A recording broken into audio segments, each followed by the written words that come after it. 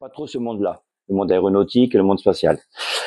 Le monde spatial aujourd'hui, ça a une liaison toujours et une connotation avec la base aérienne 125 d'Istres, parce que dans cette histoire fabuleuse de cette navette spatiale, il y a eu aussi deux gros problèmes, deux explosions, une au décollage et une en rentrée dans l'atmosphère, et qu'à un moment donné, pour récupérer les équipages, pour ne pas les sacrifier, ils ont décidé de trouver des pistes d'atterrissage suffisamment longues pour récupérer la navette qui, elle, arrivait en planant.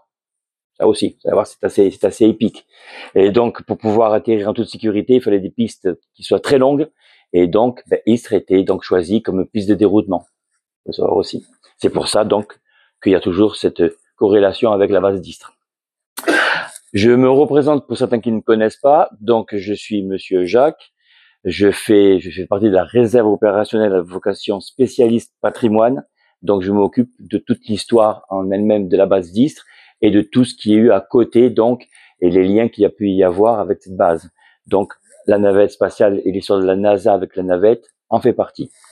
Donc, on va commencer par le début de l'exploitation de cette navette. Il faut savoir que la NASA donc a commencé à vouloir chercher un véhicule dans les années 70, parce qu'on appelle ça, ce véhicule-là, un véhicule orbital, parce qu'il doit être mis en orbite.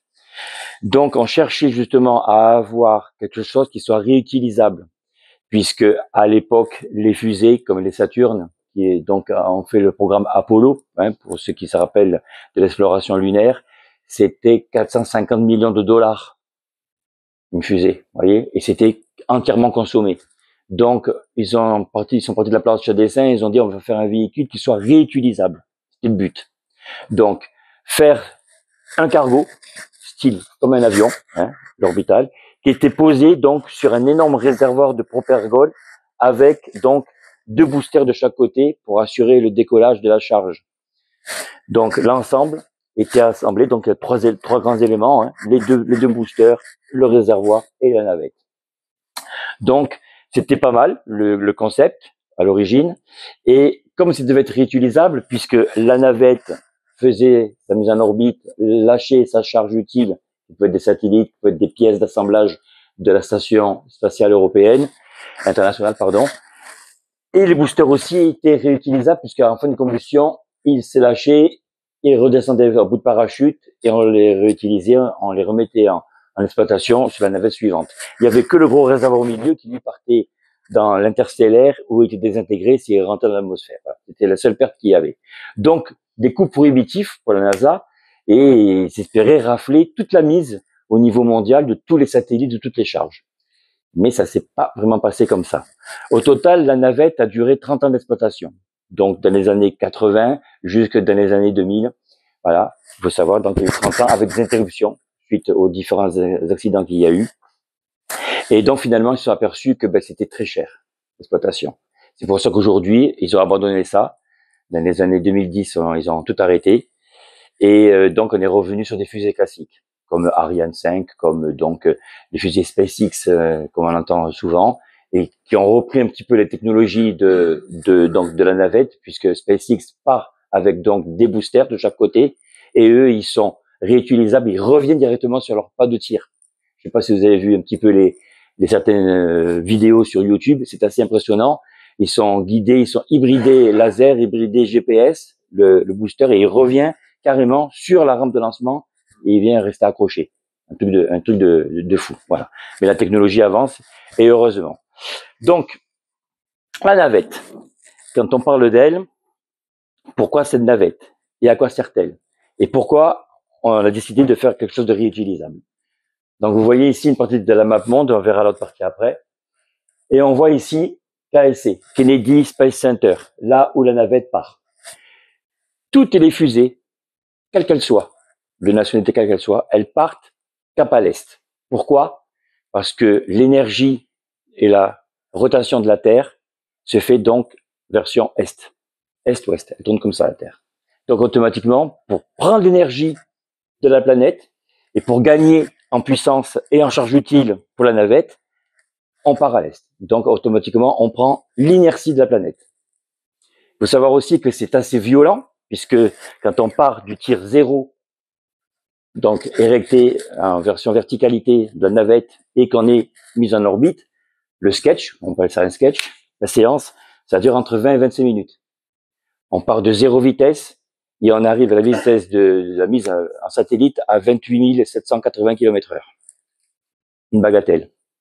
Sachant que la vitesse du son, c'est 1080 km/h. Donc, vous voyez, on fait à peu près plus de 27 ou 28 fois la vitesse du son. C'est quand même assez phénoménal. Et là, on s'est aperçu aussi qu'il y avait des technologies à apprendre et des manières de positionner les équipages à l'intérieur pour pas qu'ils soient littéralement écrasés.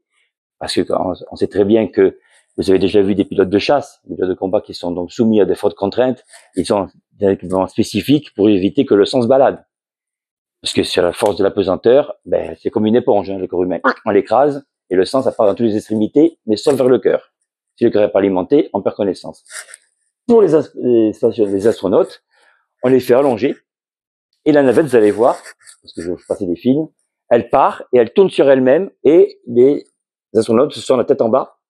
Donc, la force de la pesanteur ne vient pas sur eux. Elle est en position négative et non positive. Donc, eh ben, ils peuvent prendre la grande accélération qui est prévue. Et comme quoi, ils avaient quand même tout cogité. Donc, on voit ici certaines latitudes, 51 degrés 6. C'est la position idéale pour donc mettre en orbite cette fameuse navette. Et surtout, qu'elle ne survole pas certains territoires comme les Chinois, la Chine, les Russes, bizarre, on en reparle, hein, les Russes, voilà, donc sur un terrain à peu près neutre, pour que ça puisse être satellisé sans que les autres nations disent elle passe au-dessus de chez nous. Voilà. Donc, l'autre partie, je vais vous la faire voir, elle est là. Allez, donc on a bien entouré la Chine, hein, et vous voyez qu'on est bien au nord de la Chine, et qu'on passe en dessous. Alors là, ça ne veut rien vous dire, mais je vais vous faire voir un autre dessin qui va être plus explicite. Celui-ci, voilà. Le Kennedy Space Center en Floride, et on parle d'inclinaison de 51 degrés 6, et on fait tout le tour comme ça, comme une vague. On n'est pas sur une rotondité vraiment moitié hémisphérique. Hein. C'est voilà, on suit ce degré-là, et on voit bien qu'à un moment donné, on passe pas loin de 3 bases qui sont suffisamment grandes pour le déroutement, Istres, et 2 en Espagne, Saragosse et Morón, voilà, qui sont suffisamment longues. Donc déjà, c'était bien calculé pour au cas où. Mais au début, on pensait que tout allait bien se passer. Donc la navette, on pouvait la réutiliser comme on voulait. Donc ça, c'est toutes les pistes, vous voyez, avec leurs différentes longitudes et latitudes qui étaient sélectionnées. Et donc, on pense que la séquence va se faire comme il faut. Donc, je suis obligé de passer par là pour vous expliquer pourquoi on arrive à Istres. Hein. C'est obligatoire, sinon vous n'allez pas comprendre. Décollage donc de Cap Kennedy, des Cap Fitzgerald Kennedy, là. Donc ils sont T0. Il n'y a aucun chronomètre qui s'est mis en place. Du moment où on a mis à feu et qu'on monte, vous voyez, la rotondité, hein, pareil, booster à T plus 2 minutes, ils sont déjà à un peu plus de 10 à 15 km du pas de tir, en hauteur. C'est énorme. Ils larguent les boosters et ils partent pour la mise en orbite. Tout va très bien, dans le meilleur des mondes. Or, dans l'accident de Challenger que je vous expliquais tout à l'heure, ça s'est pas fait tout à fait comme ça. C'est que la navette, au bout de 72 secondes de combustion, elle est littéralement explosée en l'air. Elle a explosé, je ne sais pas si vous vous rappelez, dedans, dans l'équipage, il y avait une institutrice, McAuliffe, voilà, qui devait donc faire connaître aux jeunes enfants ce que c'était que l'exploration spatiale. Malheureusement, elle a fait partie des victimes des astronautes qui ont disparu en plein ciel. C'est comme ça, ou en plein interstellaire. Donc, qu'est-ce qu'ils ont décidé pour éviter ce genre de problème d'équipage perdu? Ils ont compartimenté en temps, donc de 0 à 2 minutes 20, 4 minutes 30, 6 minutes 10, 8 minutes 30 pour être carrément mis en satellite. Vous avez vu que 8 minutes 30, normalement, c'est la meilleure façon d'être mis en satellisé autour de la Terre. 8 minutes 30. Vous imaginez que c'est quand même relativement court.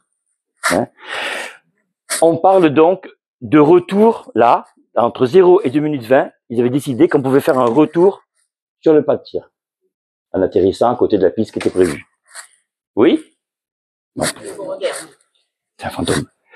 De 2 minutes 20 à 4 minutes 30, et c'est ce qui nous intéresse le plus, c'est le TOL, Trans-Oceanic Abort Landing, ce qui veut dire, on fait un bond, en tout automatique, avec la vitesse donc initiale de l'orbiteur, on largue tout, les 2 boosters, on largue le réservoir et on arrive en planant sur la base d'Istres.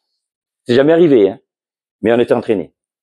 Parce que nous, on a fait une séquence, j'ai assisté à cette séquence-là, de tir complet, et de récupération de navette, de la pseudo-récupération.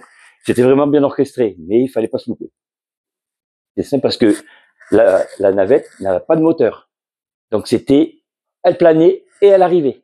Il n'y avait pas de répétition générale et pas de double façon de pouvoir aborder. C'est on arrivait, on planait et on touchait la piste. Donc c'était un petit peu quand même risqué. Et après, donc au-dessus, ATO, c'est aboard to orbit, c'est-à-dire on fait un tour de la planète en orbite basse et on atterrit. Et sinon après, c'est le TOL en Europe, comme on l'a dit ici. Donc on vient atterrir. Ça, c'est le scénario catastrophe qu'on pouvait dire et auquel on a été entraîné. Donc là, on revoit bien ce que je vous ai dit tout à l'heure. Donc l'espace, le pas de tir. Le RTLS, on revient sur le truc. L'école, c'est on vient atterrir sur la partie ouest donc des États-Unis. Le TOL, c'est en Europe. Et après, les orbites hautes ou basses de chaque côté. Et l'extrême, le bail-out, alors c'est encore un truc un peu plus fou, c'était vraiment bas au-dessus de l'eau. On sortait une perche rigide au niveau du cockpit de la navette. Les spationautes avaient donc une sangle qui faisait coulisser sur le tube et se balancer dans le vide comme ça avec un parachute pour essayer d'être récupéré. Ils n'ont jamais essayé, mais bon, vous verrez tout à l'heure, vous allez voir la séquence. Voilà, c'était les différentes façons de pouvoir récupérer l'équipage. Dans le tableau de bord, parce que tout était automatisé, le chef de bord avait juste le curseur ici à choisir s'il devait mettre en TOL tout automatique, en orbite basse ou en retour. Automatiquement, le système de navigation de la navette faisait tous les paramètres en automatique. Mais il fallait vraiment faire confiance à la machine, mais bon, ça marchait puisqu'ils l'ont quand même testé, mais il n'y avait jamais eu d'atterrissage chez nous en tout cas, ni ailleurs d'ailleurs. Ce que je appelle le bail-out, ce que je vous disais, cette perche qui sort donc de l'extérieur, c'est la navette vue de face, hein. Le poste de pilotage est là, cette grande perche. Et donc, les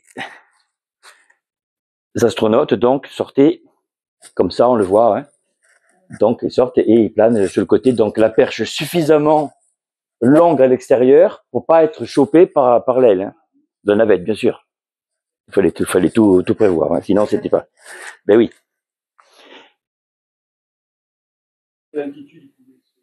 Au-dessus de la mer, j'étais pas très haut, à peu près à 2000 mètres à peu près.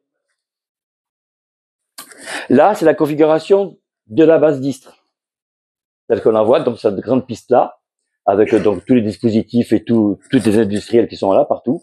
Donc voilà, et avec donc les différentes approches qu'on pouvait avoir et les différentes altitudes à respecter pour pouvoir atterrir.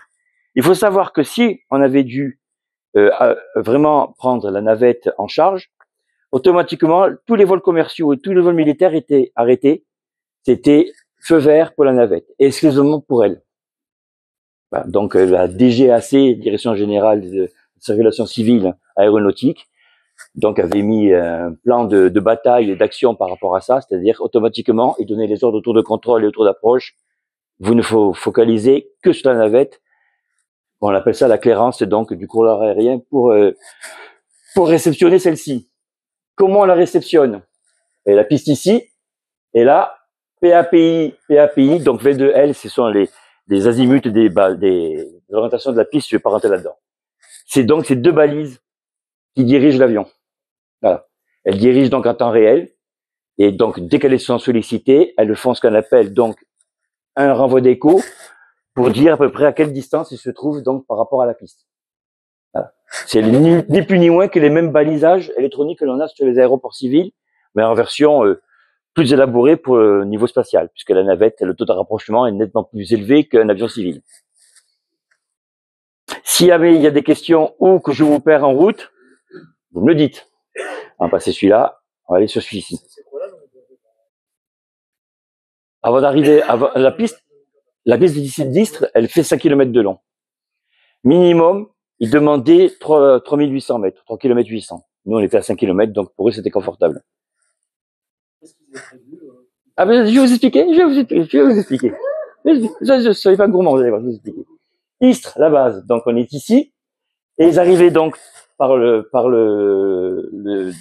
nord, je vais relire le nord, donc Nîmes, l'aéroport avec donc ce qu'on appelle le TACAN, c'est un système de guidage, donnait donc l'indication de l'azimut et de l'axe où il devait arriver, et la navette arrivait ici et faisait ce qu'on appelle un cercle pour descendre en vitesse jusqu'à un moment donné pour arriver sur le bout de la piste et toucher la piste d'atterrissage. Voilà. Tout ça en planant. Ils ont même pas de... Non, il n'y a pas de rattrapage. Non, il y a rien du tout. Il y a rien du tout. Il plane, donc, il plane. Je vous explique. 27 000 km/h et on descend pour toucher le bout de piste à 472 km/h. Donc, on perd de l'accélération en faisant des rotations et en perdant de l'énergie avec juste les volets qui servent un petit peu de frein et c'est tout. Donc, c'était quand même assez, pas casse-gueule, mais c'est sportif, hein. Voilà. Mais ils étaient sereins, hein. Tous les équipages étaient entraînés pour ça. Ce qu'il faut savoir, c'est que pour nous tous, même pour moi, c'est assez extraordinaire. Pour eux, ils étaient habitués à pallier tout type de problème. Et ils savaient très bien que ça pouvait être aussi fatal. Tout était pris en considération. Hein. Ils savaient très bien que c'était pas quand même quelque chose d'anodin.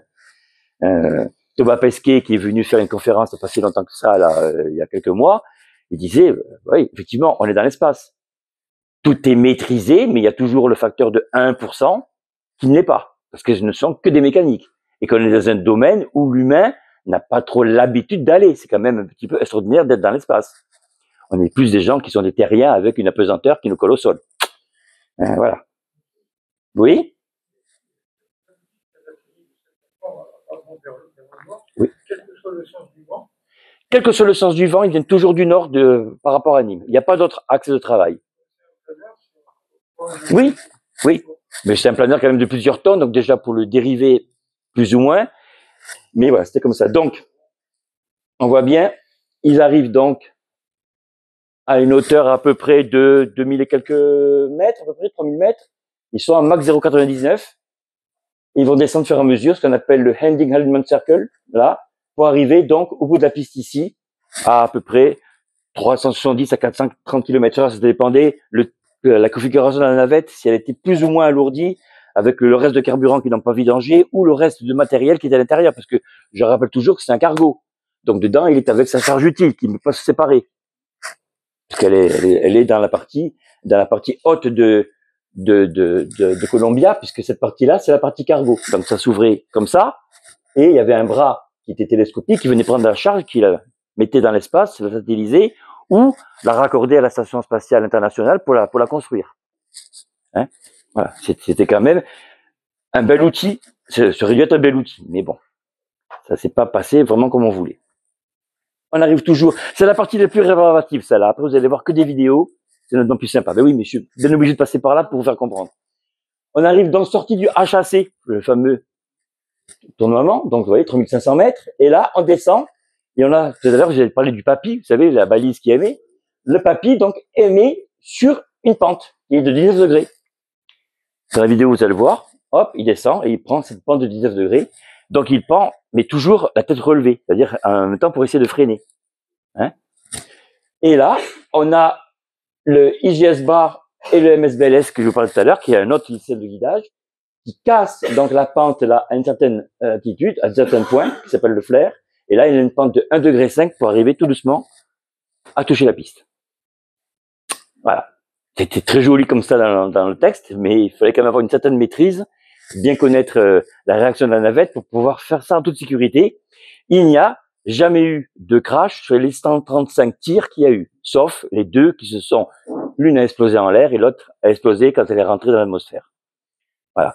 Mais sinon, tous les autres tirs, ils ont tous atterri et tous les équipages étaient donc vivants. Donc, vous voyez la fameuse balise. Comme les balises, pour ceux qui ont peut-être été dans l'aéronaval, ça vous dit rien, c'est exactement le même système optique qu'on a sur les porte-avions. Un porte-avions, un avion, quand il arrive sur le pont d'un porte-avions pour apponter, puisqu'on appelle ça comme ça, il a ce qu'on appelle un miroir.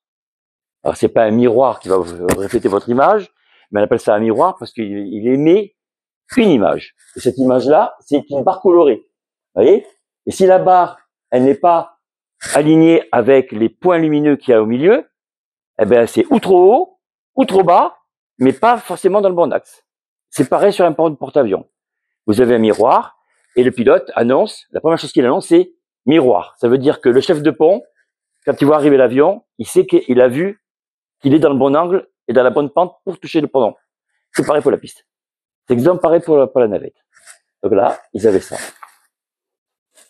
Ça va, je vous perds pas trop? C'est bon, on continue. Donc, la piste, telle qu'elle est là, avec donc les papilles, comme je vous disais tout à l'heure, hein, les différents indicateurs, les croix lumineuses, parce que c'est pas fait pour les chiens, hein, que quand on est sur un avion, un aéroport civil, ils ont tous des balises en amont de la piste, de chaque côté, qui déterminent l'angle et ça permet à l'avion de s'aligner par rapport à la largeur de la piste. C'est fait quand même, c'est bien fait pour ça. Hein. Le nombre de points lumineux détermine la largeur de la piste. Et au plus vous vous rapprochez de la piste, au plus ça se réduit pour être exactement dans l'axe de la piste. Voilà. Donc là, c'est pareil. En plus, les Américains avaient rajouté des feux au xénon. Au cas où la piste était dans le circuit complet, plus d'éclairage, plus de guidage, il y avait ces deux spots énormes qui faisaient 2 points verticaux dans la nuit, droit. Et donc, ils devaient s'aligner sur les 2 points verticaux. Pour vous donner un ordre d'idée, les feux au xénon, c'était des feux qui avaient été récupérés durant la guerre de Corée, et ils faisaient 30 millions de kilojoules. Grosso modo, si vous étiez en face, vous étiez grillé. Voilà, très simple. Vous faisiez le rôle de merguez en instantané. Plac, plac. Voilà. Ah non, non, non, ils les ont enlevés. Ils ont tout récupéré, les ricains. Et ça, c'est l'avion météo, parce que il faut, par rapport à, donc, je me disiez, la météo, voir si, justement, on peut avoir une clairance une clairance, ça veut dire feu vert sur la piste, d'Istres, et c'est pour ça qu'ils avaient choisi d'autres bases aussi en Espagne, que si jamais il y avait trop de vent, ou trop de brouillard, ou trop de pluie, on choisissait une autre piste de côté, de secours, pour pouvoir faire atterrir la navette en toute sécurité.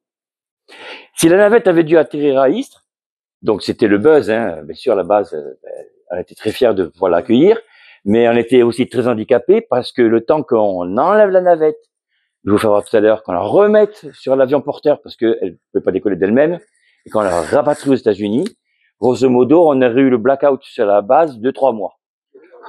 Voilà. Donc, c'est bien qu'elle n'ait jamais atterri sur la base d'Istres. Hein. Maintenant, on va passer hop, hop,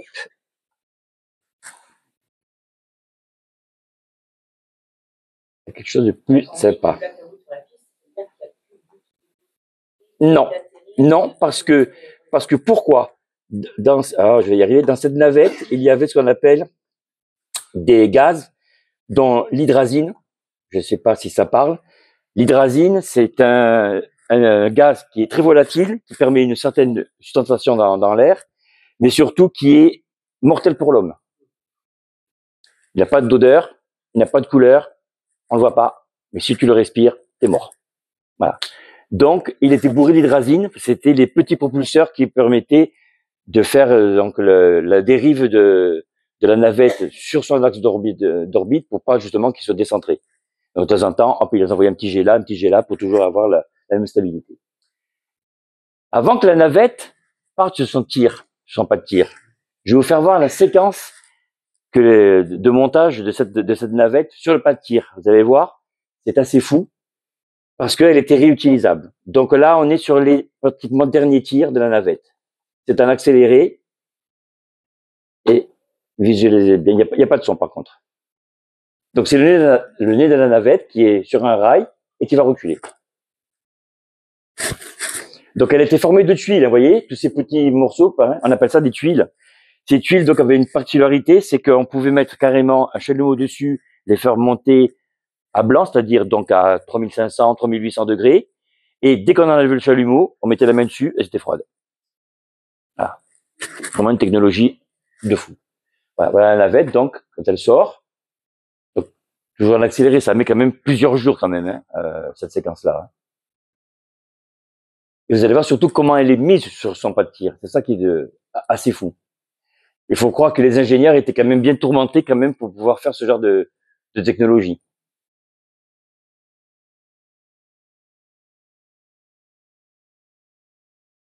Alors, le plus impressionnant, c'est ce qui va arriver derrière. Voilà, il est pris sur une énorme pince, une énorme mâchoire. On le soulève. Hein. Il y a quand même que ça fait 230 tonnes quand même, hein, l'engin. Hein. Donc vous imaginez la force de la mâchoire. Hein. Vous allez voir, on le met dans la position verticale. Voilà, pendu. Et là, on le hisse.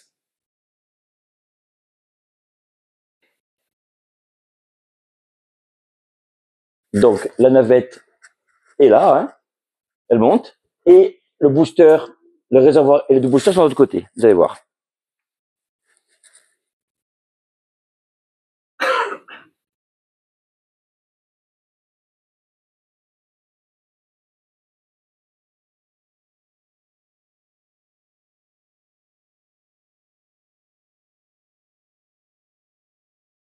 Et on la redescend.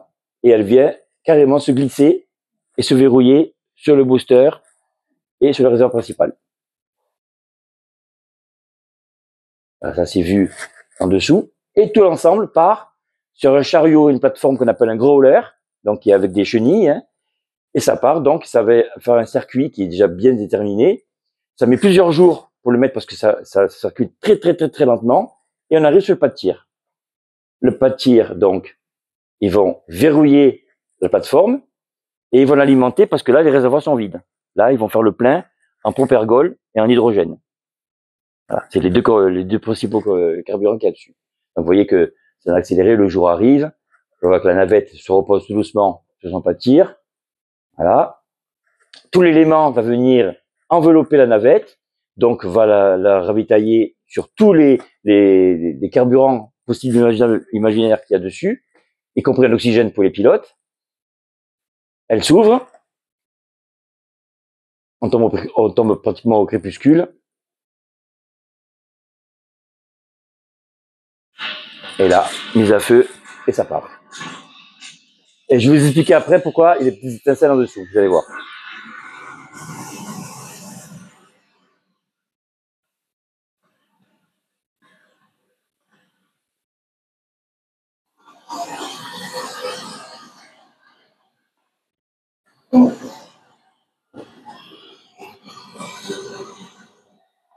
Donc voilà, on a vu donc un beau feu d'artifice, hein. Il est bien parti. Ça, c'est quand tout se passe bien. Là, je vais vous faire voir la séquence de lancement. Parce que là aussi, ça nous apprend beaucoup de choses sur pourquoi ça a eu un échec au décollage. Et je vous expliquerai après la raison de l'échec du décollage. Donc, regardez bien ça. Là, vous allez en prendre plein les yeux. Un lancement de navette, c'est une expérience intense. Tout le monde le dit. J'aurais aimé en voir un en vrai et le ressentir. C'était aussi, comme pour beaucoup d'autres lanceurs, une combinaison de... Le Capcom, c'est ce monsieur-là qui coordonne l'ensemble de toutes les données de tous les gens qui sont devant les consoles. Chacun a un rôle bien déterminé. Il centralise tout. C'est lui qui donne le top départ avec donc le chronométrage. Des yeux et des oreilles. Oui.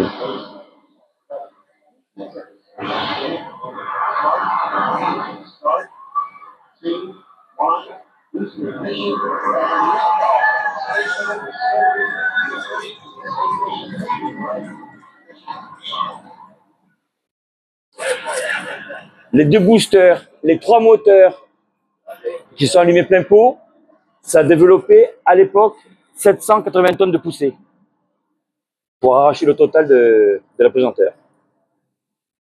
Donc voilà.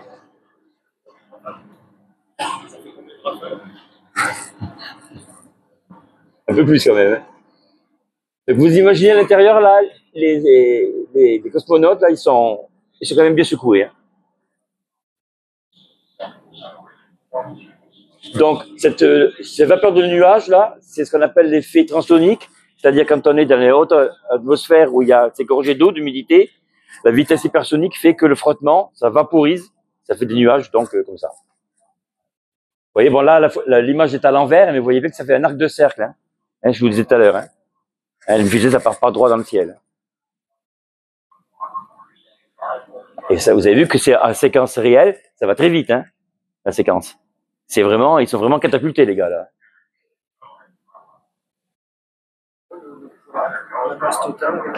Je vais vous le dire, je l'ai pas en tête, mais c'est énorme. C'est énorme. Je vais vous dire les caractéristiques de la navette, vous allez voir. Donc, vous voyez, ils sont bien tête en bas par rapport à nous. La séparation des deux boosters. Voilà. Et là, ils sont satellisés. Je vais passer le petit. Nous sommes à 6 secondes du décollage. Ces étincelles jaillissent quelques secondes avant l'allumage des moteurs de la navette. Savez-vous ce que c'est? Non, ce n'est pas comme la pierre de votre briquet, ça ne sert pas à allumer les moteurs. Ces jets d'étincelles sont produits par ce qu'on appelle les Hydrogen Burn-Off Units. Ce sont de petits propulseurs qui produisent des étincelles qui permettent de brûler l'excédent d'hydrogène s'accumulant près des moteurs avant leur allumage. Sinon, s'il n'y a pas ça, ça explose. On évite que tout cet hydrogène ne s'enflamme d'un coup à l'allumage, ce qui pourrait endommager la navette. Regardez sous les moteurs, pour le moment éteint, de la navette. Les jets d'eau sont actifs, recouvrant toute la zone d'allumage des moteurs. Là. Cette eau permet de limiter le bruit produit au lancement. En moins d'1 minute, plus d'1 million de litres d'eau est projeté sur le pas de tir. En 1 minute, 1 million de litres d'eau. Ensuite, un par un, avec 120 millisecondes d'écart. Les moteurs montent en puissance et on les voit clairement se stabiliser. En sortie de tuyère, un cône blanc apparaît, le diamant. C'est un phénomène naturel.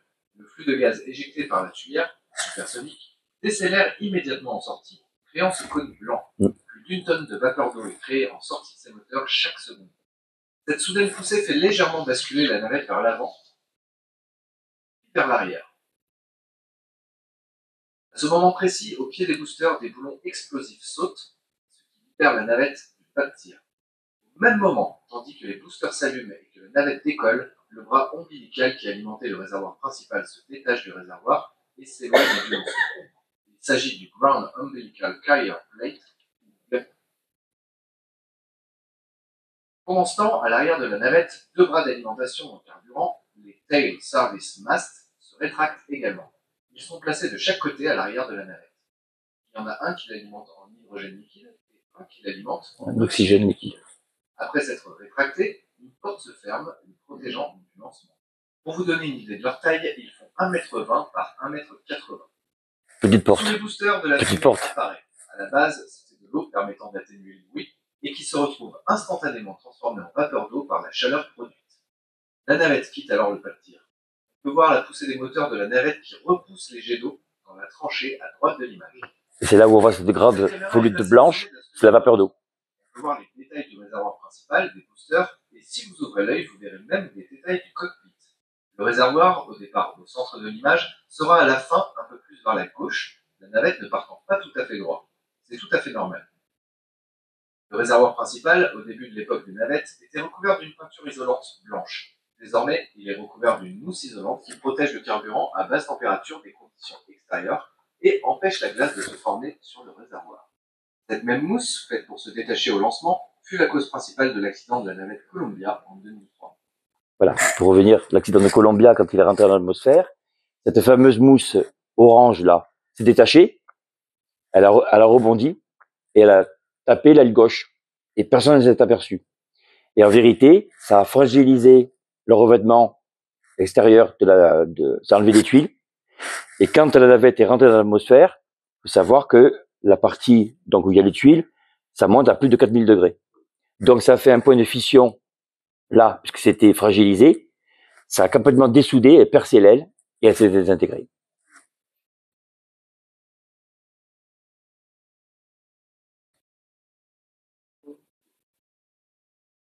Cela fait une dizaine de secondes que la navette a décollé. Elle démarre la manœuvre de roulis. Elle tourne sur elle-même pour que les pilotes soient à l'envers. La tête en bas, la navette sur le dos et va progressivement s'incliner vers le bas. Nous sommes à 50 secondes après le décollage. La navette va réduire la poussée sur ses moteurs à 60% pour éviter d'être trop secouée par la zone de Max Q. Cette zone, différente pour tous les lanceurs, est pour la navette à 11 km d'altitude. C'est l'endroit où la navette va subir cette forte pression aérodynamique. Voilà. Tandis que le véhicule devient supersonique, un effet visuel apparaît, familier des pilotes, de la vapeur de condensation. Cet effet, qui apparaît dans certaines conditions, est surtout visible sur les avions classiques lors des jours humides et lorsque les avions de chasse passent le mur du son. Quelques secondes avant la séparation des boosters, les moteurs de la navette sont poussés au maximum de leur capacité. C'est-à-dire les trois que l'on voit là, les trois Puis les petits. boosters, une fois vides, sont séparés du réservoir principal et feront une descente lente grâce à des parachutes logés dans la tête. Ils seront ensuite récupérés. La navette, elle, continue sa route avec le réservoir principal, puis 6 minutes plus tard, s'en séparera afin de terminer sa mise en orbite. Le réservoir retombera dans l'Atlantique. Sur 135 vols de navette, 2 ont échoué. Challenger en 1986 lorsque la navette s'est disloquée durant le décollage et Columbia en 2003 lors de la rentrée atmosphérique. Cet engin extraordinaire, bien qu'extrêmement dangereux, restera légendaire. Voilà. Donc ça, c'est quand tout se passe bien. Malheureusement, ça s'est mal passé pour Challenger et je vais rentrer un peu plus dans le détail et les conséquences que ça a eu par rapport à Istres. Là, c'est en direct et un vrai. Nous sommes le 28 janvier 1986. 7 personnes sont à bord de la navette spatiale Challenger et se préparent à partir pour près d'une semaine dans l'espace. Ils ont pour mission de déployer un satellite et observer la comète de Halley, mais surtout, dans l'équipage se trouve Krista McAuliffe, enseignante, première passagère civile dans l'espace. Sa mission est de faire découvrir l'espace aux enfants américains. À 16h38, Challenger décolle pour sa 10e mission. Le vol est parfait, mais à la 73e seconde,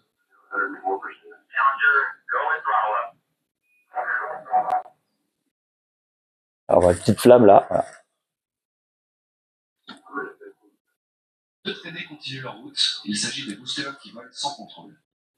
On ordonne leur autodestruction. Les débris retombent dans l'océan et au fil du temps, les espoirs de revoir l'orbitaire intact s'amenuisent. Les forces armées se dirigent immédiatement vers la zone de chute des débris, mais constatent qu'il n'y a aucun espoir de retrouver des survivants. Très vite, on se rend compte que le cockpit a été séparé et éjecté par la force de l'explosion avant de tomber en chute libre dans l'océan. Quand on le retrouve, on découvre que 3 des dispositifs de respiration de secours ont été activés, ce qui laisse supposer que plusieurs astronautes ont pu survivre à la désintégration. On ne saura jamais réellement s'ils étaient conscients et combien ils étaient, mais leur sort est scellé. Le cockpit n'est pas doté de parachute. Après une chute libre de près de 3 minutes, il percute l'océan à une vitesse de plus de 300 km/h, générant une force à l'impact auquel aucun corps humain ne peut résister. Madame, monsieur, bonsoir. Ce devait être la route. Voilà, Bernard Rapp qui prend un truc. Je ne sais pas si vous vous rappelez, voilà. Donc, on va pas faire toute la séquence parce que c'est trop long. Donc, qu'est-ce que ça a été comme conséquence? Ça a traumatisé l'opinion publique, ça a traumatisé les dirigeants de la NASA, ça a traumatisé le président. Ils ont dit, ça plus jamais ça. Donc, il faut trouver un système de parade au cas d'un problème, X ou Y, et surtout, donc, pour récupérer tant soit peu les équipages. Donc, ils ont décidé de chercher des pistes de déroutement dans cette phase ascensionnelle et équiper la partie du pilotage, donc, renforcer sa structure pour que cette capsule puisse partir à la rigueur dans l'océan avec un système de freinage. Ça n'a jamais été utilisé et il n'y a jamais eu de déroutement. Mais ils ont, par rapport à ça, ils ont décidé donc de dérouter forcément la navette sur une piste si jamais il y avait dans la procédure de décollage un impondérable. La récupération de la navette. Donc, on arrive, c'est ce qui nous intéresse, sur Istres. Avant d'aller sur ça, je vais vous expliquer pourquoi la navette elle a explosé. Je voulais vous le dire et puis j'étais un peu trop vite. On rappelle que la navette, donc, c'est le véhicule, le réservoir et les 2 boosters. Comme c'était une exploitation commerciale et non pas militaire, et que le but de la NASA, c'était de rafler tous les satellites de par le monde, ils avaient fait un truc attractif de dire on va réutiliser la navette pour alléger les coûts. Parce que là, pas de problème. Mais ce qui s'est passé, c'est que c'était quand même prohibitif en coût. Et donc, la NASA donc a poussé les industriels, donc Rob Dean d'un côté, ceux qui produisaient les propulseurs et tout, pour qu'ils soient mis en œuvre le plus rapidement possible. On pensait à faire entre 5 et 6 tirs par an. En vérité, sur 30 ans d'exploitation, on n'a fait que 135. Vous voyez qu'on a vraiment réduit la voilure. Et donc, le problème, c'est que ils ont fait, c'est le facteur humain qui rentre là-dedans. Ils ont fait donc fi de tout ce qu'ils pouvaient avoir comme préconisation au niveau de sécurité. Quand ils ont réemployé les boosters, ils ont vérifié à l'arrache, comme on veut dire, les joints toriques, puisque un booster comme ça, c'est plusieurs éléments qui sont assemblés avec des joints, donc des joints en caoutchouc. Et ils se sont aperçus que ces joints un des professeurs qui a été commandité après par la commission d'enquête s'est aperçu que ce joint ne se rétractait pas. Parce que quand la navette a décollé, chose que les journalistes l'ont dit qu'après, il avait gelé toute la nuit. La navette a décollé à des températures qui oscillaient entre -5 et -15 selon l'endroit où on était au pas de tir. Et le joint n'a pas fait son rôle. Il s'est rétracté, mais il ne s'est pas remis à sa position initiale. Donc, il ne faisait plus le joint. Ce qui a fait qu'à un moment donné, quand la navette est partie, les carburants qui étaient du propergol dans ces deux boosters, qui étaient sous pression, ont fui. Ont fui. Et comme la navette était à pleine charge de décollage, donc les moteurs à fond, vous imaginez la suite. Elle a explosé en l'air. Le plus grave dans l'histoire, c'est que la NASA est au courant qu'ils prenaient des risques. Mais comme ils avaient la presse de faire du commercial, ben le commercial a emporté sur la vie humaine. Voilà. Scandaleux, mais malheureusement, ils ont payé cash les errances de certains. Voilà. Donc suite à ça, bien sûr, ben, tout le staff a été viré, parce que là, ils n'ont pas fait de sentiment. Tout le monde a été changé. Les dirigeants de Robdin qui ont construit pareil, ils leur demandaient à faire des joints qui soient bons et ils ont payé cash l'erreur qui était. Et voilà, c'est à cause de ça. À cause de ça que cet accident-là a eu lieu. La négligence humaine et toujours le profit commercial. Là, là l'équipage complet, 7. Et Columbia, 6. Ils n'étaient pas 7 au retour. En fait, c'est quand même 13 spationautes sur 30 ans d'exploitation. Ça fait quand même un sacré ratio quand même. Et c'est pour ça que ça a précipité la fin d'exploitation de la navette qui n'était pas si rentable que ça et on est revenu à des fusées classiques. Là, petit film pour vous présenter ce que je vous ai dit tout à l'heure. Bon, ils parlent en américain, ils sont avec la tour. La navette, elle est là et elle est en train de faire ce qu'on appelle son tourbillon pour descendre là. Donc on la voit, voyez, elle s'incline. Vous allez voir comment c'est. Donc là, elle plane. Hein. Il n'y a pas de moteur, il n'y a rien. C'est le vrai fer à repasser. Hein. Ça descend. Ça descend et on perd de la vitesse au fur et à mesure comme ça. Je vais un petit peu accélérer parce que sinon ça va être un petit peu trop long.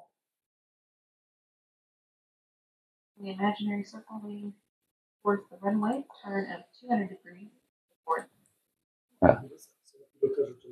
Ouais, c'est tout en automatique. Tout.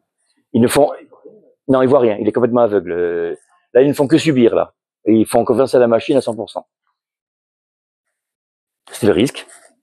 C'était ça ou ils pouvaient exploser en l'air. Donc, de deux mots, voilà. C'est comme les pilotes de la PAF qui se sont injectés il y a pas longtemps, là. Hein, c'était ou ils tirent sur les éjectables ou ils percutent la planète. Donc, voilà. Donc, elle voit bien là. Donc, on voit bien qu'elle a une position quand même cabrée pour freiner. Hein. C'est les couches de l'atmosphère.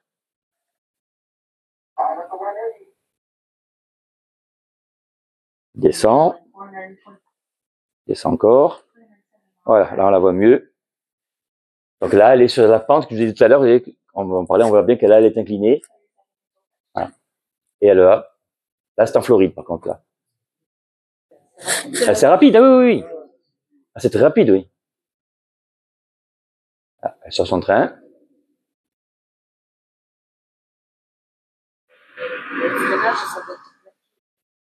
Voilà.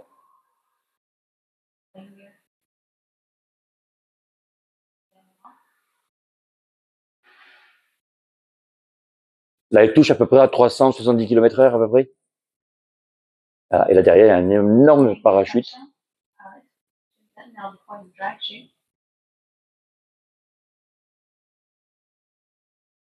Voilà. Ça, c'est l'atterrissage en toute sécurité.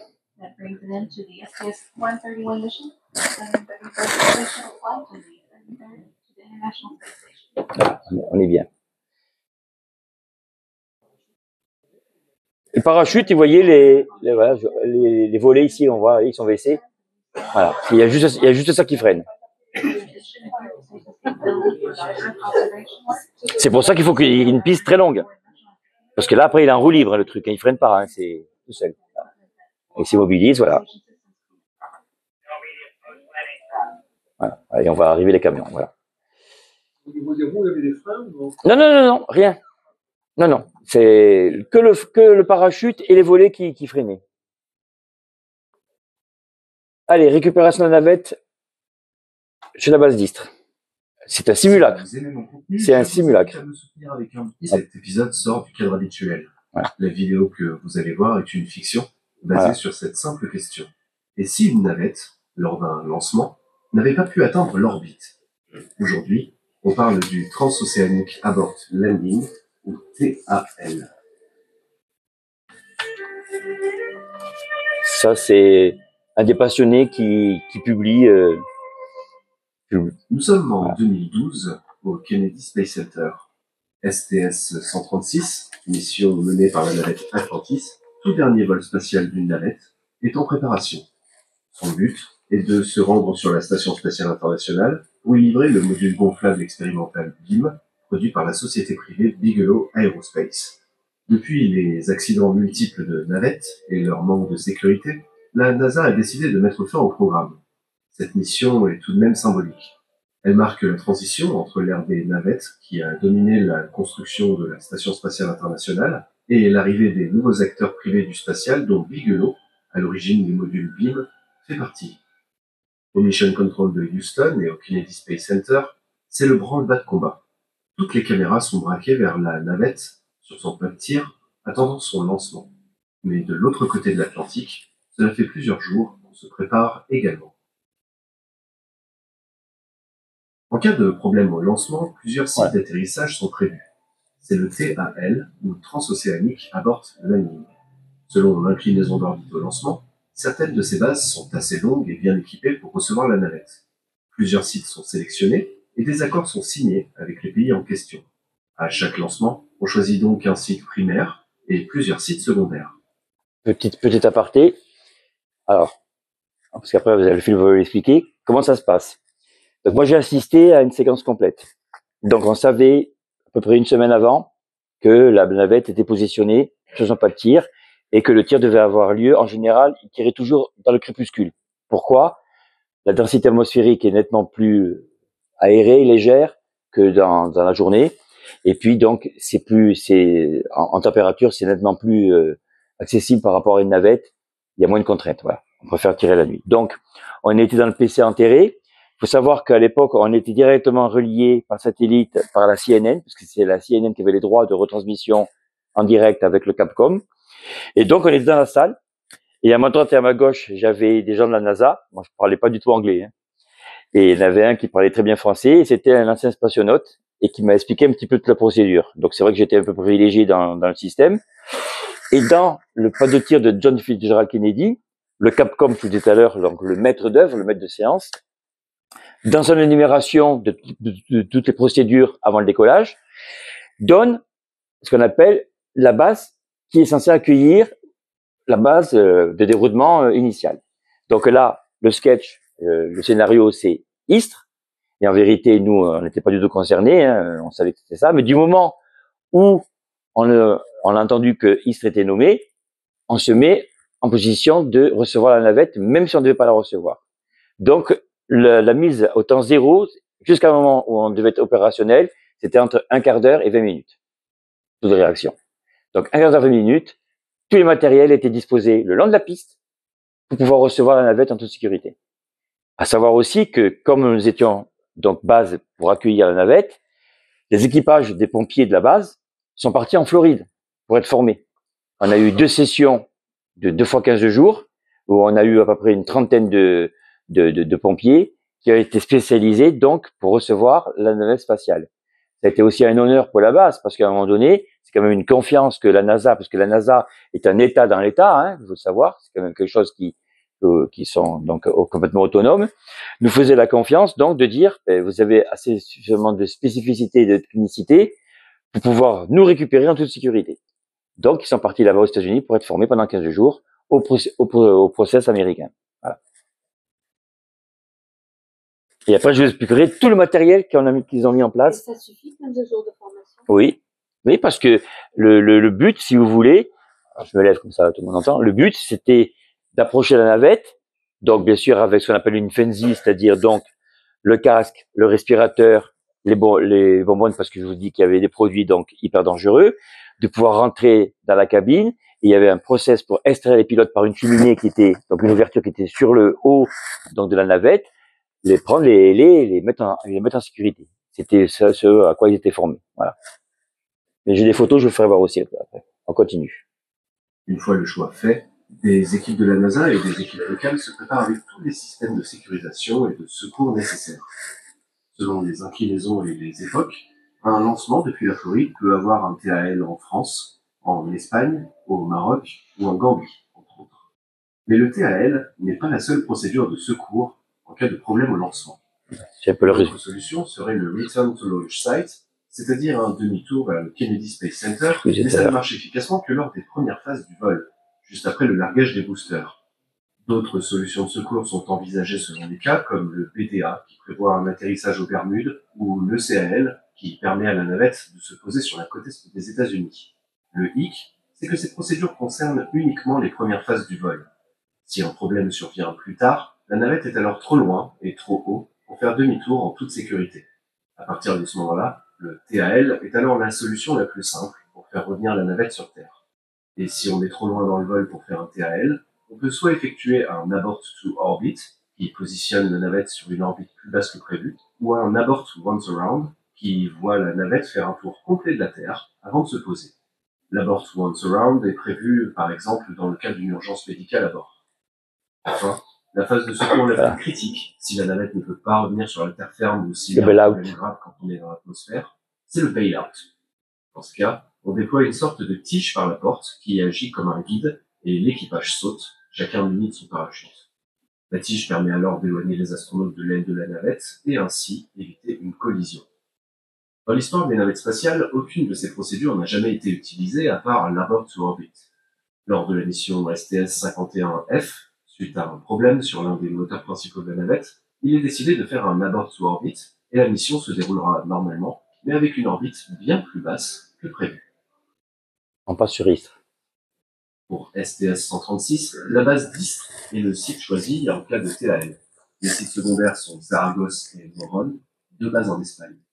Saragosse aurait dû être le site principal, mais la météo est plus clémente à Istres.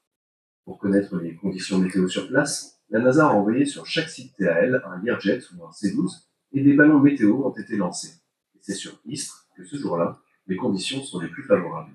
Il faut impérativement Le colonel commandant à la base à l'époque. faire basculer dans de bonnes conditions météorologiques de la navette pour que le lancement ait lieu. Sur les trois bases, les employés de la NASA et le personnel de la base font le dernier point matériel. Car de l'autre côté de l'Atlantique, la navette est sur le point de décoller. Donc, je souhaite tout va très vite parce qu'en 10 minutes, tout est décidé. 10 minutes pour décider et 35 minutes pour accueillir la navette après son décollage. Il y a bien 35 minutes entre la Floride et Istres pour accueillir la navette. Lorsque je dis que les 10 premières minutes sont capitales, entre 3 et 8 minutes, 3 et 8 minutes après le décollage, la navette spatiale en cas de difficulté est en mesure de se poser en Europe. 2 terrains en Espagne sont prévus, là, et le terrain d'Istres. La base d'Istres abrite à l'époque la Direction générale de l'armement et ses pilotes d'essai, mais aussi une partie des forces aériennes stratégiques françaises. Mais elle a surtout un avantage non négligeable, c'est la longueur de sa piste. 3750 mètres utilisables, 5000 mètres au total, ça fait d'Istres une des pistes les plus longues d'Europe. Le personnel de la base est très bien formé et leurs relations avec les employés de la NASA sont très bonnes. Ce sont des moyens, des hommes particulièrement entraînés à accueillir des avions en difficulté, des moyens de sécurité, de protection, du soutien médical. Et j'ajouterai également une bonne entente avec les Américains de longue date, comme vous le savez, cette base internationale, et bien nous avons accueilli pendant près de 10 ans un détachement américain de l'US Air Force. Mais si jusque-là jamais aucune navette ne s'est posée sur une base européenne suite à un problème de lancement, sur la base, on espère, à voix basse, voir un jour cet engin exceptionnel connaissez-vous dans le sud de la France. Du rêve, c'est du rêve, et une caution que une participation que les représentants français, des amoureux de l'espace et de l'Istre en particulier, vers le rêve spatial, c'est arrivé. Pendant ce temps, au Kennedy Space Center, la navette décolle à l'heure. Elle s'élance et tout semble bien aller. Au moment exact prévu, les deux boosters se séparent et la navette continue son ascension attachée au gigantesque réservoir principal. À ce moment-là, seuls les moteurs principaux permettent... Le réservoir est en bas, hein. La navette est en haut. Soudainement, après 3 minutes de vol, deux moteurs se coupent. À Houston, on a déjà toute la procédure pour annuler le lancement. À ce moment du vol, le meilleur moyen de faire revenir les astronautes est de faire un TAL.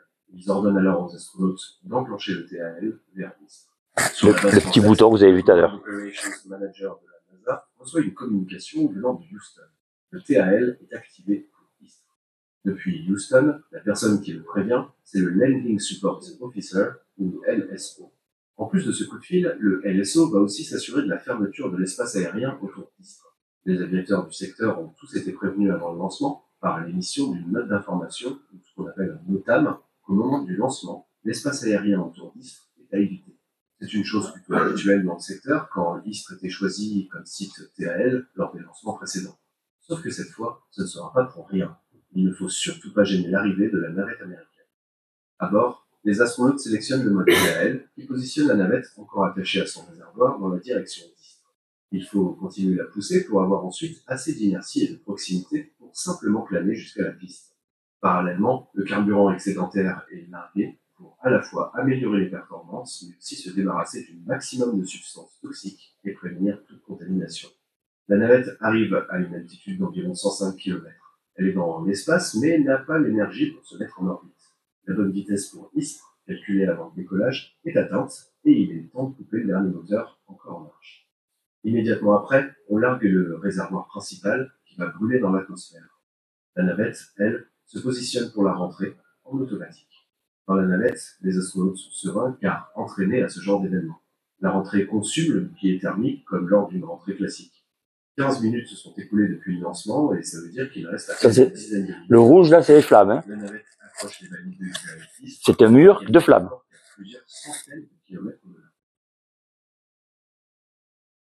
Pendant ce temps, sur la base française, le Ground Operations Manager de la NASA est en communication constante avec le LSO de Houston pour être tenu informé du déroulement du vol en temps réel.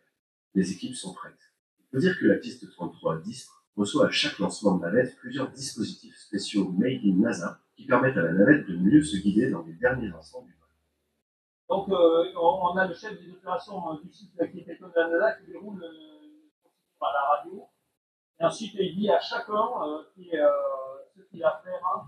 Et on a vu que les premières personnes qui étaient intervenues sur la navette là, sont des gens de la sécurité qui vérifient si tout est correct. Et alors qu'ils contactent avec l'équipage. On est États-Unis pour ça. Il y a l'équipage qui va intervenir sur la navette, qui vont pénétrer à l'intérieur, donc les ouvertures de porte, les mises en sécurité au niveau électrique de la navette, et ensuite procéder à l'évacuation de l'équipage. Soit l'équipage évacue de ses propres moyens, on les aide, soit il y a l'équipage, membres de l'équipage qui peuvent. Donc là, c'est nous qui intervenons.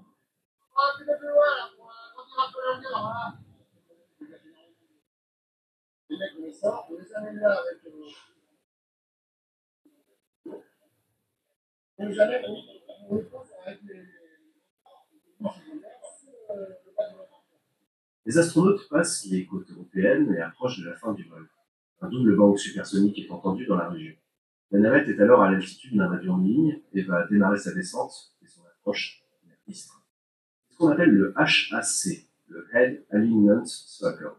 La navette descend en spirale jusqu'à arriver dans l'alignement de la piste. Les équipements spéciaux de la NASA prennent le relais, comme le MSBLS, qui permet un guidage précis dans les toutes dernières étapes du vol. La navette suit alors la pente de 19 degrés habituelle, le long de la trajectoire que lui donne le MSBLS. Le pilote s'aide aussi du PAPI, une balise lumineuse qui l'aide à savoir s'il est trop bas, trop haut ou parfaitement dans la trajectoire.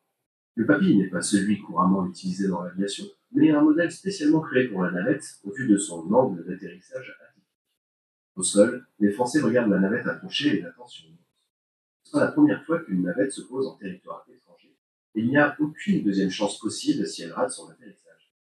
La différence de la navette spatiale, c'est en fait, c'est quand même, on peut dire que c'est un planeur, même s'il y a des moteurs propulsés à la montée, l'atterrissage, c'est un gros planeur, donc on ne peut pas remettre des gaz, pas de remise de gaz, donc on n'a pas de droit à l'erreur.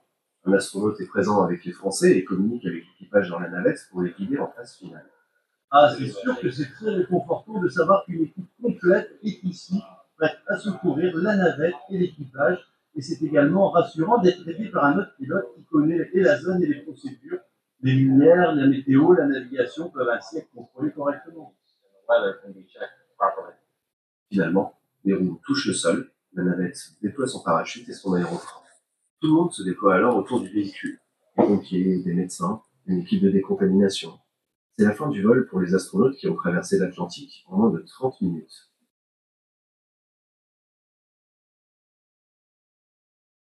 Maintenant, tout le problème va être de ramener la navette aux États-Unis. Et là, c'est la galère, parce qu'il n'est pas juste question de prendre la navette et la poser sur le 747 SCA. Il faut d'abord la décontaminer. Il faut donc faire venir toute une armée de personnes, toutes spécialisées pour inspecter la navette, la décontaminer et la sécuriser. On pourrait croire aussi qu'il suffit de prendre une grue banale pour poser la navette sur le 747. Sauf que même avec des grues banales, il faut des points d'attache spéciaux. Et c'est là qu'entre en jeu le Mate-D-Mate Device mobile, qui est la version portable de celui que je vous ai présenté dans ma vidéo sur le 747 SCA. Il permet donc à des grues d'attacher la navette et de la poser sur le 747. Vous imaginez ? Une fois tout ceci fait, la navette, le matériel et le personnel font route vers les États-Unis. Voilà. Donc vous imaginez que c'était pas une mince affaire quand même si on avait dû récupérer la navette. Quelques chiffres, vous allez voir, ça fait un peu frémir. Le rapport de l'US General Accounting Office, l'organisme du Congrès chargé de l'évaluation des comptes publics, en gros la Cour des comptes US, de 1988, nous explique les moyens qui auraient été nécessaires pour rapatrier la navette à Cap Canaveral depuis un terrain toll, donc entre autres Istres. Le rapport estime qu'il aurait fallu acheminer 450 techniciens sur place pendant 45 à 60 jours. Les opérations de sécurisation de décontamination de la navette auraient pris plusieurs semaines. Environ 90 vols d'appareils cargo militaires auraient été nécessaires, ainsi que le transfert par bateau d'une grue permettant de soulever la navette, ce que vous avez vu, pour la déposer sur Boeing 747. Au final, le coût pour les États-Unis aurait dépassé le $1 milliard pour rapatrier la navette. C'est une bagatelle. Une bagatelle. Les moyens que l'on avait et que les Américains ont mis en place pour récupérer la navette.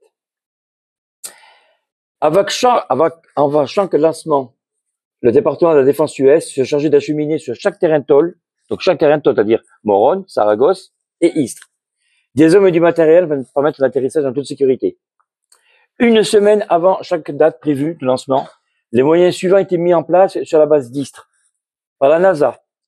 Un système d'atterrissage MSBLS que je vous ai parlé tout à l'heure, qui nous donne la pente. Un système complet d'aide visuelle, rampe d'approche, les papilles, les feux au xénon. Une équipe support d'environ 20 personnes. Du matériel pour la sécurisation de l'orbiteur, barre de tractage, câbles, caisse de stockage, matériel divers. Pour le département de la Défense, un avion de transport Hercule C-130 équipé de recherche et de sauvetage. Un équipage dedans de 8 hommes, plus 9 parachutistes des commandos spécialisés et 4 personnels médicaux. Pourquoi des commandos spécialisés? Si la navette avait dû tomber sur un territoire contre les États-Unis, hostile aux Américains, il fallait que la navette, celle-ci, soit sécurisée par les forces américaines. Donc c'est pour ça qu'il y avait des commandos qui devaient donc déterminer la zone pour qu'aucun intrus vienne s'approcher de celle-ci. Ah, c'était quand même classé sécurité défense. Il y avait en plus trois canaux de sauvetage, 1 tonne de matériel médical, un avion d'observation météorologique, une station d'observation météo. L'armée française fournissait 5 véhicules incendies et 18 pompiers. Et en plus, ce sont plus de 50 personnes qui étaient positionnées sur chaque site stall pour accueillir la navette. Et je vais vous donner une petite anecdote. Cette conférence, je l'ai déjà eu faite il y a quelque temps de ça. Il y avait un restaurateur istrien qui était là et qui donc lève la main et me dit j'ai un petit truc à vous demander. Je dis ben oui, allez-y, posez la question. Il me dit j'ai eu des Américains qui sont venus chez moi, qui ont été hébergés pendant plus d'1 mois, et ils voulaient absolument déjeuner entre 5h du matin et 7h du matin. Et je comprenais pas. Et je dis ben là, c'est très simple. Vous aviez des techniciens de la NASA qui étaient sous identité militaire, pour révéler que c'était la NASA et pour pas ameuter l'opinion publique, et ils voulaient pas être mélangés avec les clients. Voilà. pour rester dans le secret. Et donc, il a dit, ben, j'ai servi les Américains pendant des mois sans le savoir. Ah, c'est comme ça.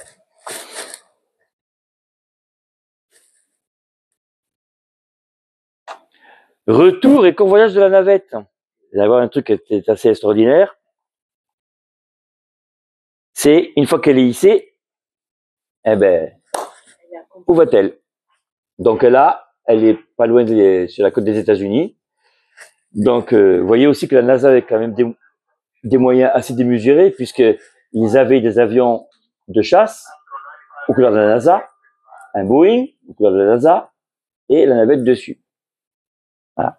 Et donc là, ben, elle arrive, et ça c'était son tour final de la dernière navette. En vérité, ils ont fait un grand tour de tous les sites où la navette, où des éléments de la navette avaient été fabriqués ou donc industrialisés.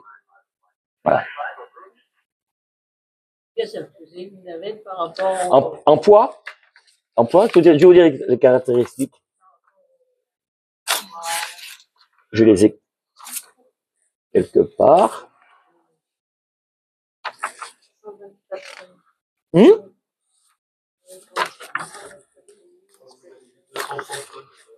Comment? Oui, mais attendez, je vais vous dire un peu plus de...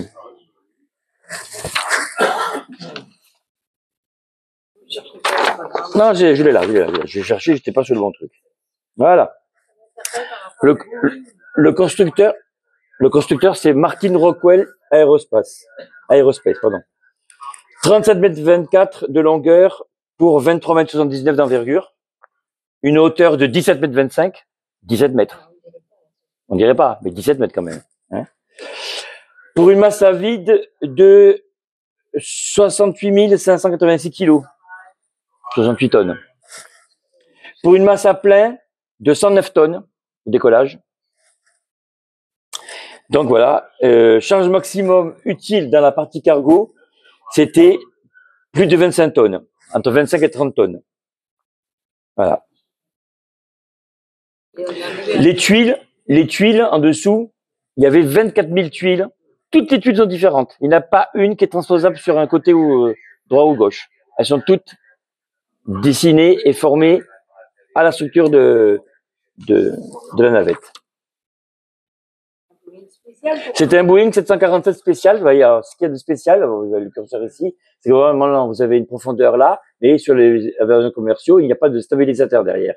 Ils sont obligés d'avoir mis ces deux stabilisateurs verticaux parce que la traînée que ça engendre derrière et la masse portée sur l'avion pouvaient le déstabiliser. Donc, ils ont mis cet appendice derrière et ils ont renforcé la partie dorsale du 747 parce qu'il est arrimé en 3 points, on le voit mal. Il y en a une devant et il y en a 2 en dessous de la navette. Voilà. Je vais vous faire voir. Bon, là, il tourne. Je vais vous faire voir l'atterrissage. Voilà.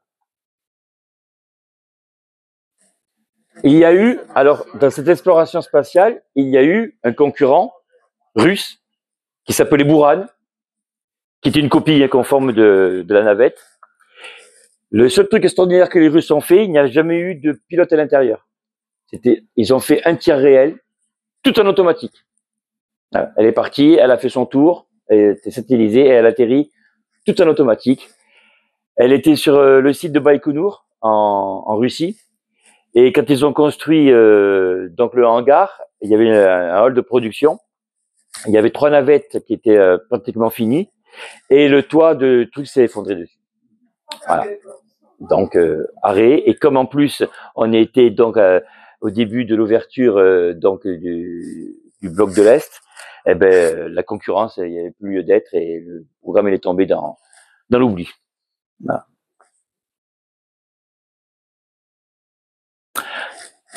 Voilà, j'en ai fini avec cette présentation.